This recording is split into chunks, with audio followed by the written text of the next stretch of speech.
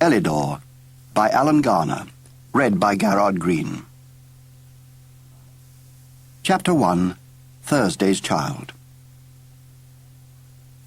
"All right," said Nicholas. "You're fed up, so am I. But we're better off here than at home." "It wouldn't be as cold as this," said David. "That's what you say. Remember how it was last time we moved? Newspapers on the floor and everyone sitting on packing cases. No thanks." "We're spent up," said David. "There isn't even enough for a cup of tea, so what are we going to do?"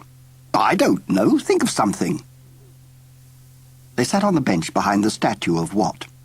The sculptor had given him a stern face, but the pigeons had made him look as though he was just very sick of Manchester.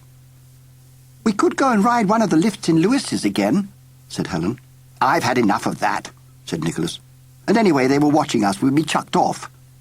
"What about the escalators?" "They're no fun in this crowd." "Then let's go home," said David. "Hey, Roland, have you finished driving that map?" Roland stood a few yards away, turning the handles of a street map. It was a tall machine of squares and wheels and lighted panels. "It's smashing," he said. "Come and look. See this roller? It's the street index. Each one has its own letter and number. You can find any street in Manchester. It's easy. Watch." Roland spun a wheel at the side of the map, and the index whirled round, a blur under the glass. "There must be some pretty smooth gears inside," said Nicholas. The blur began to flicker as the revolving drum lost speed. Roland pressed his finger on the glass. "We'll find the one I'm pointing at when it stops," he said. The drum turned slowly, and the names ticked by, and the drum stopped. "Thursday Street," said Helen. "Mind your finger. 10-7-L. 10 will be the postal district," said Roland. "You turn the map wheel until number 7 is level with these squares painted red on the glass. And the Thursday Street is in square L. There." "I can't see it," said Nicholas. The map square was full of small roads, some too short to hold the name, even when it was abbreviated. But at last the children found a Th-S jumbled among the letters. "Titchy, isn't it?" said David. "It's such a funny name," said Roland. "Thursday Street. Shall we go and see what it's like?" "What?" "It's not far. We're in Piccadilly here, and Thursday Street's off to the right up Oldham Road. It shouldn't be hard to find." "I might have known you'd think of something daft," said Nicholas. "But let's do it," said Helen. "Please, Nick. You and David will only start scrapping if we don't. And when we've found it, we'll go home. Then nobody's bossed about." "OK," said David. "That's all right by me." "It's still daft," said Nicholas. "Can you think of anything?" "Oh, all right. This is your idea, Roland, so you take us. Can you find the way?" "I think so. We'll go up Oldham Road for a bit, and then cut through the back streets." They left Watt. David and Nicholas were better tempered now that there was something positive to be done. "This is the turning we want," said Roland after a while. "Down this next alley." Said Nicholas. "It looks a bit niffy to me." The children had never been in the streets behind the shops. The change was abrupt. "Phew!" said Helen. "All those fancy windows and posh carpets at the front, and it's a rubbish dump at the back." They were in an alley that ran between loading bays and storehouses lit by unshaded bulbs. The curb was low and had a metal edge, and there was the smell of boxwood and rotten fruit. Fans pumped hot, stale air into the children's faces through vents that were hung with feathers of dirt. Beyond the alley, they came to a warren of grimy streets, where old women stood in the doorways, wearing sacks for aprons, and men in carpet slippers sat on the steps. Dogs nosed among crumpled paper in the gutter. A rusty bicycle wheel lay on the cobbles. A group of boys at the corner talked to a girl whose hair was rolled in brightly coloured plastic curlers. "I don't like this, Nick," said Helen. "Should we go back up the alley?" "No. They'll think we're scared. Look as though we know where we're going. Taking a shortcut, something like that." As the children walked past, all the eyes in the street watched them, without interest or hostility. But the children felt very uncomfortable, and walked close together. The girl on the corner laughed, but it could have been at something one of the boys had said. They went on through the streets. "Perhaps it's not a good idea," said Roland. "Shall we go home?" "Are you lost?" said Nicholas. "No, but—" "Now, what's all this?" said David. Ahead of them, the streets continued, but the houses were empty and broken. "That's queer," said Nicholas. "Come on. It looks as though Roland has something after all." "Let's go back," said Roland. "What? Just when it's starting to be interesting? And isn't this the way to your Thursday Street?" "Well, sort of. Yes, I think so." "Come on, then." It was not one or two houses that were empty, but row after row and street after street. Grass grew in the cobbles everywhere and in the cracks of the pavement. Doors hung awry. Nearly all the windows were boarded up or jagged with glass. Only at a few were there any curtains, and these twitched as the children approached, but they saw nobody. "Isn't it spooky?" said David. "You feel as if you ought to whisper. What if there was no one anywhere, even when we got back to Piccadilly?" Helen looked through a window in one of the houses. "This room's full of old dustbins," she said. "What's that chalked on the door?" "Leave post at number 4. "Number 4's empty too." "I shouldn't like to be here at night. Would you?" said Helen. "I keep feeling we're being watched," said Roland. "It's not surprising," said David, "with all these windows." "I felt it ever since we were at the map in Piccadilly," said Roland, "and all the way up Oldham Road." "Oh, come off it, Roland," said Nicholas. "You're always imagining things." "Look there," said David. "They've started to bash the houses down. I wonder if we'll see a demolition gang working. They do it with a big iron ball, you know. They swing it from a crane." Something had certainly hit the street they were in now, for only the fronts of the houses were standing, and the sky showed on the inside of windows, and staircases led up to a patchwork gable end of wallpaper. At the bottom of the row, the children stopped. The streets continued with cobbles and pavements and lampposts, but there were no houses, just fields of rubble. "Where's your Thursday Street now?" said Nicholas. "There," said David. He pointed to a salvaged nameplate that was balanced on a brick heap. "Thursday Street." "You brought us straight here anyway, Roland," said Nicholas. "The whole place has been flattened. It makes you think, doesn't it?" "There's a demolition gang," said Helen. Alone and black in the middle of the wasteland stood a church. It was a plain Victorian building with buttresses and lancet windows, a steep roof, but no spire, and beside it were a mechanical excavator and a lorry. "I can't see anybody," said Roland. "They'll be inside," said Nicholas. "Let's go and ask if we can watch." The children set off along what had been Thursday Street, but as they reached the church, even Nicholas found it hard to keep up his enthusiasm, for there was neither sound nor movement anywhere. "We'd hear them if they were working, Nick. They've gone home." David turned the iron handle on the door and pushed. The church clanged as he rattled the heavy latch, but the door seemed to be locked. "They wouldn't leave all this gear lying around," said Nicholas. "They may be having a tea break or something." "The lorry engine's still warm," said Roland, "and there's a jacket in the cab. The tailboard's down too. They've not finished loading all this wood yet." "What is it?" "Smashed up bits of pew and floorboards." "Let's wait then," said Nicholas. "Is there anything else?" "No. Oh, yes, there is. There's a ball behind the front wheel." "Well, fetch it out and we'll have a game." Roland pulled a white plastic football from under the lorry, and then he stopped. "What's the matter?" "Listen," said Roland. Where's the music coming from? What music? You're hearing things. No, listen, Nick. He's right. A fiddle was being played. The notes were thin and pitched high in a tune of sadness.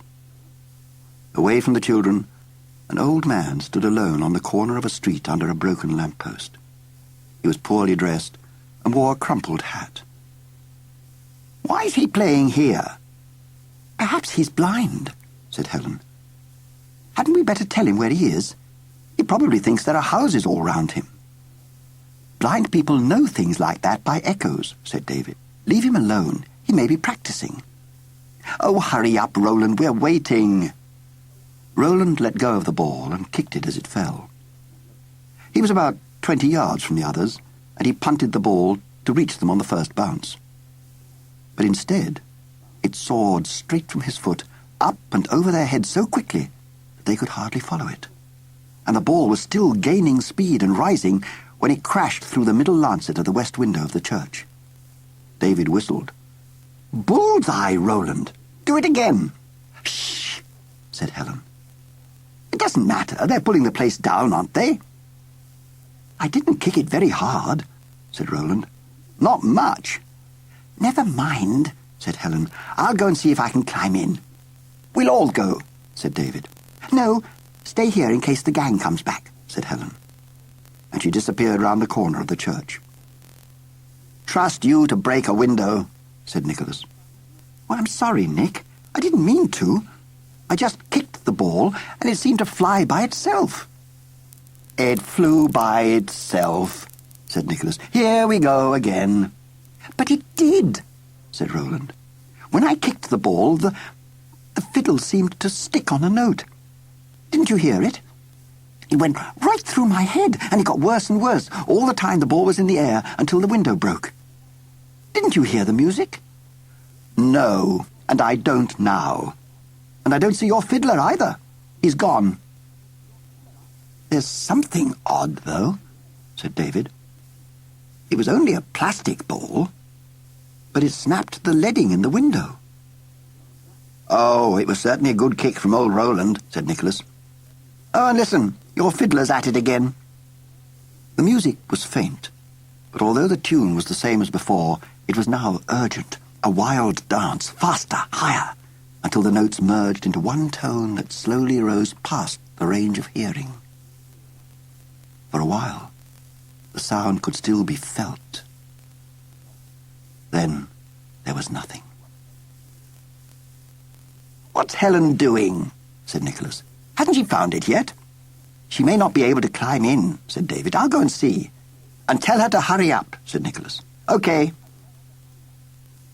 Nicholas and Roland waited.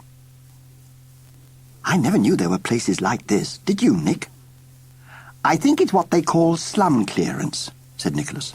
"A lot of the houses were bombed in the war, you know, and those that weren't are being pulled down to make room for new flats. That'll be why all those streets were empty. They're the next for the chop." "Where do all the people live while the flats are being built?" said Roland. "I don't know." "But have you noticed? If we'd carried on right across here, the next lot of houses aren't empty. Perhaps those people will move into the flats that are built here.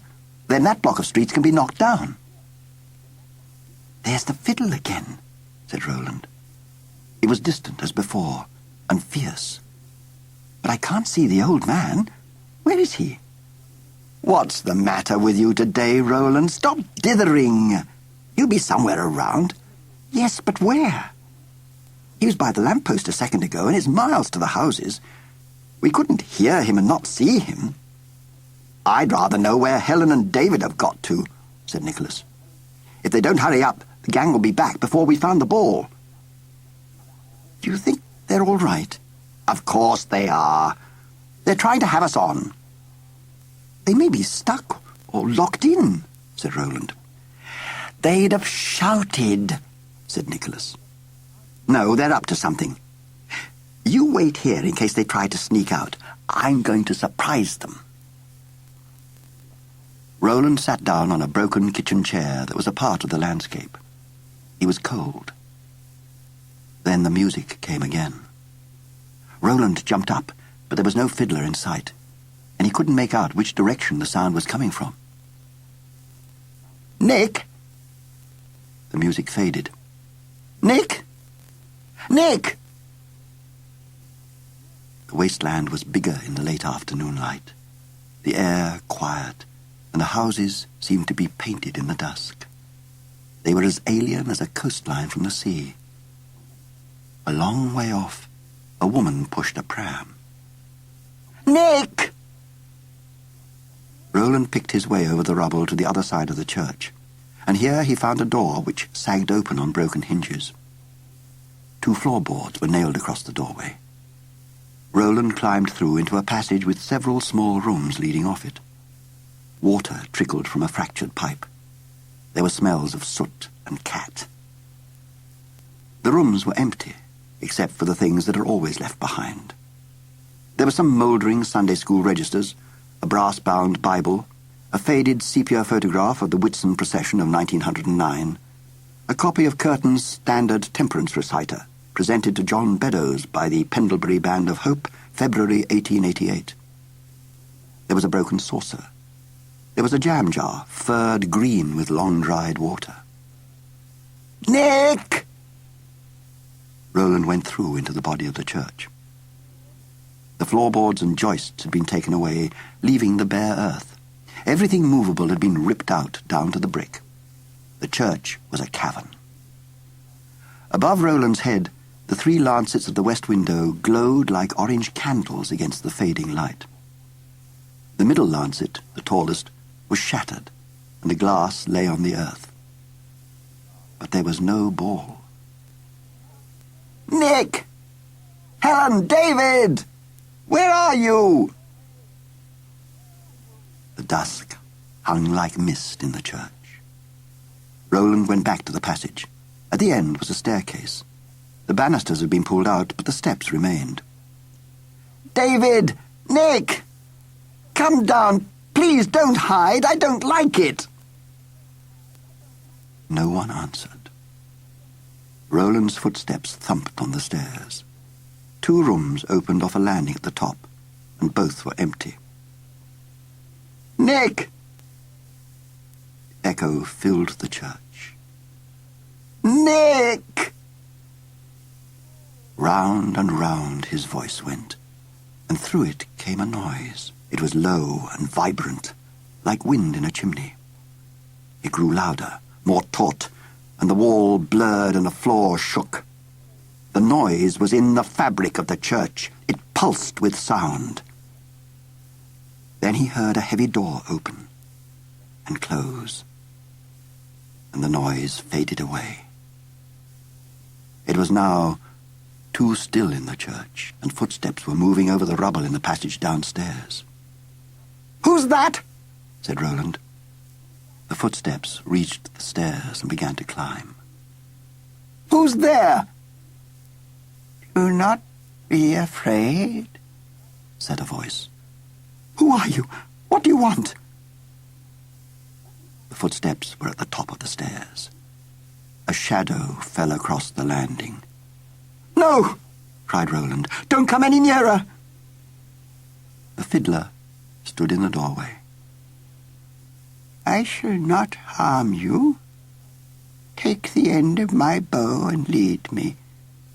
The stairs are dangerous." He was bent and thin. He limped. His voice was old. There looked to be no strength in him, and he was between Roland and the stairs.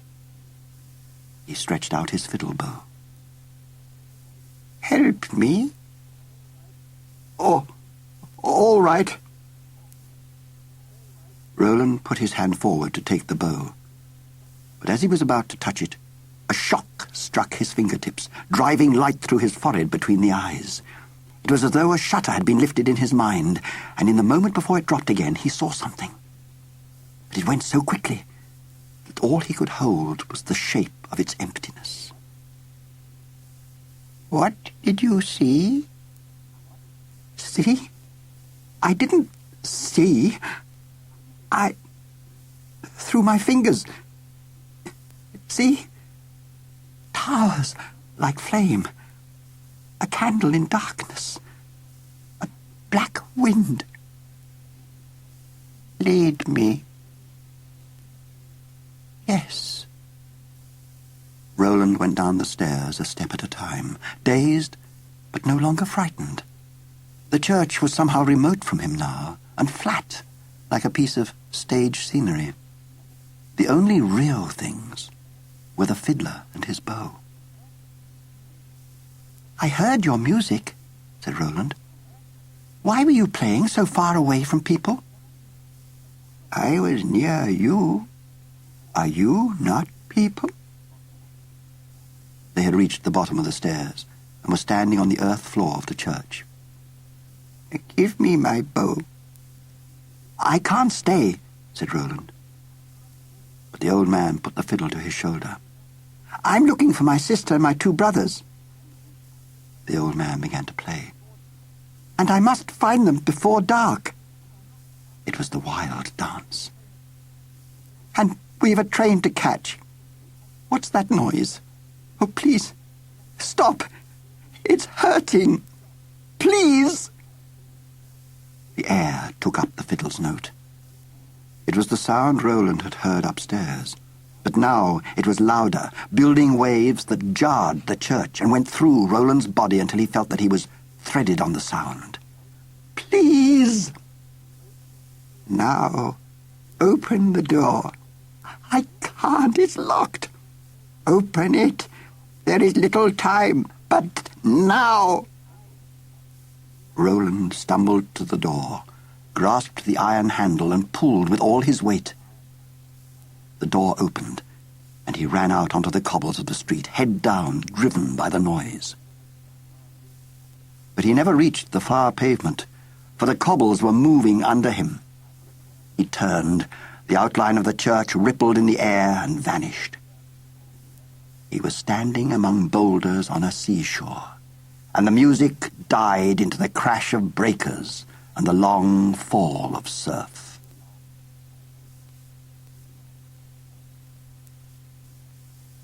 Chapter 2.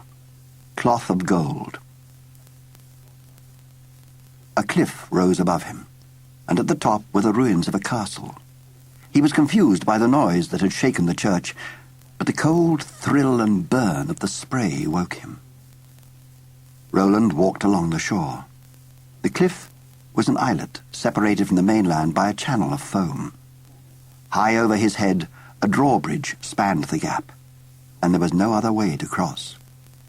He would have to climb, and climb soon, for even as he tried to find the best place to start, a wave dragged at the rocks. The tide was coming in. The rocks sloped on one side, and were never more than a hard scramble, but the height was bad. The sound of the water dropped away, and there was no wind. The cliff thrust him outwards, and each movement felt too violent for him to be able to keep his balance, and the tendons in his wrists were strained by the pressure of his grip on every hold.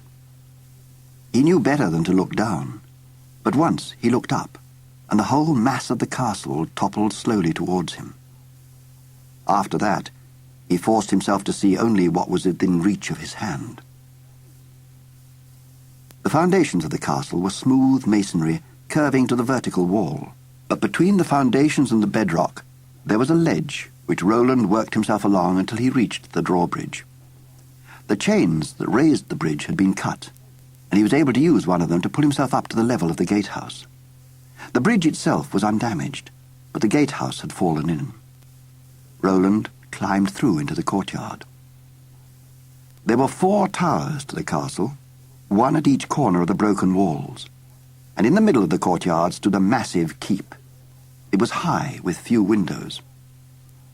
"Hello!" Roland called. There was no reply. Roland went through the doorway of the keep into a great hall, cold and dim, and spanned by beams. The floor was strewn with dead roses, and the air heavy with their decay. An arch in one corner led to a spiral staircase. Here the light came through slits in the wall, and was so poor that for most of the time Roland had to grope his way in darkness.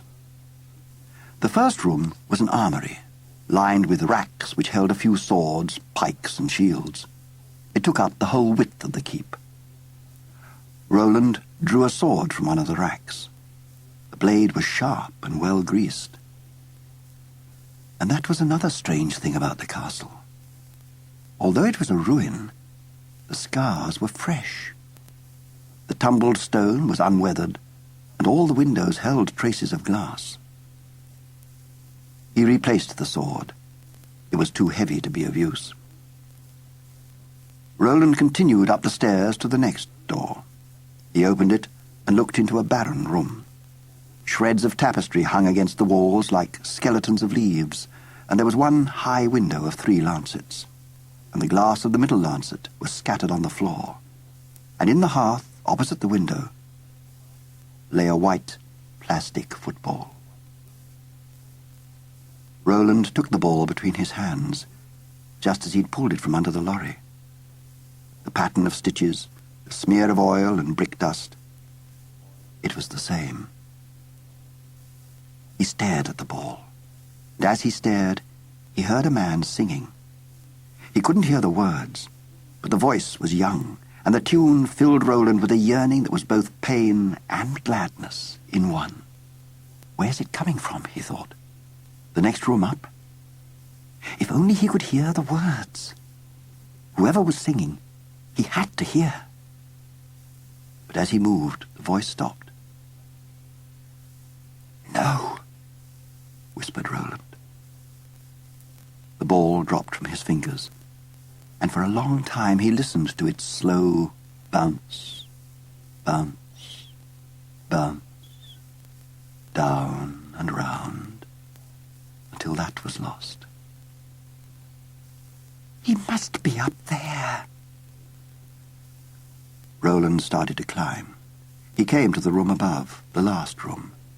For ahead, the curve of the stairs grew brighter as it opened onto the top of the keep. There was no one in the room, but under the window stood a low, white marble table, and draped from one end, as though it had been jerked off, was a tapestry of cloth of gold. Roland went to the table. It was quite plain, except for the shape of a sword cut deep in the stone.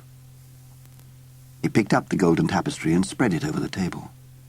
It dropped with the folds of long, untouched use, and the impression of the sword was in the cloth. And as he stepped back, Roland felt the castle tremble, and the voice drifted to him through the window far away, but so clear that he caught broken snatches of the words. "Fair is this land for all time, beneath snowfall of flowers." "Oh, wait for me!" cried Roland. "Don't go!" "A magic land and full of song." He sprang up the steps and onto the battlement of the keep. "Green Isle of the shadow of the stars." All around, sea and air mingled to a grey light, and the waves were silver darts on the water. From the drawbridge, a road went up towards hills and into a forest that covered the lower slopes. On the road, moving away from the castle, Roland saw the fiddler.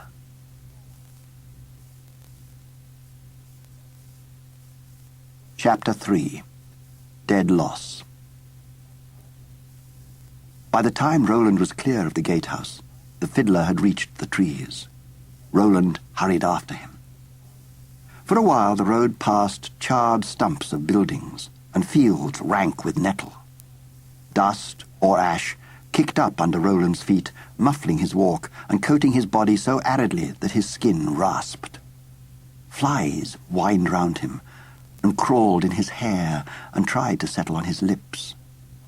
The sky was dull, yet there was a brittleness in the light that hurt. It was no longer wonder that led him, but dislike of being alone.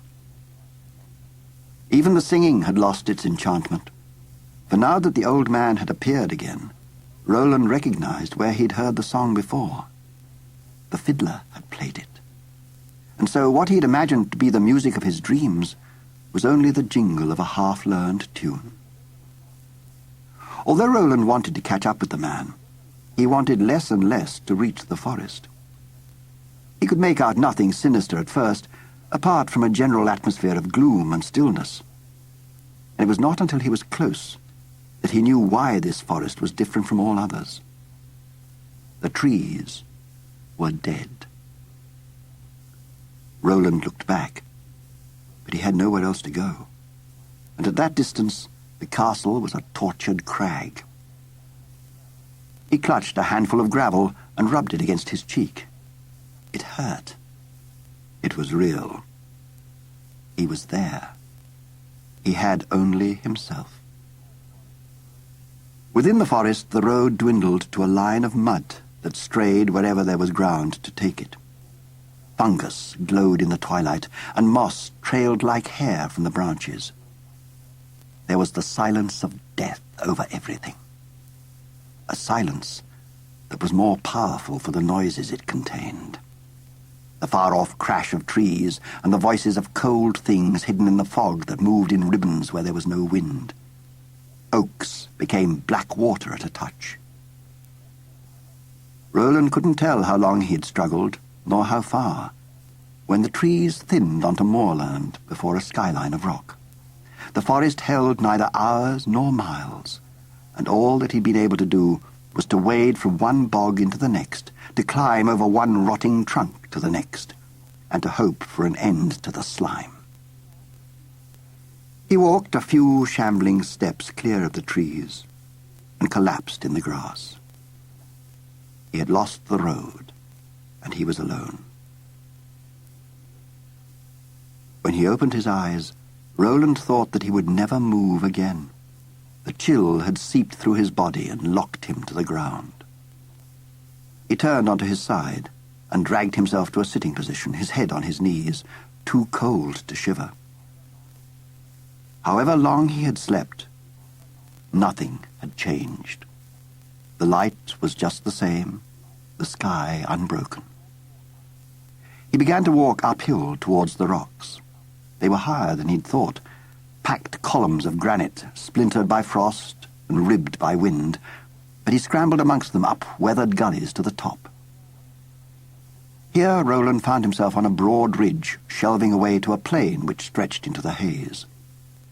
Nothing showed. No villages, no houses, no light, no smoke. He was alone. Behind him, the hill dropped to the forest, and he could see no end to that. The only proof that anyone had ever lived in this land was close by him, but it gave Roland little comfort.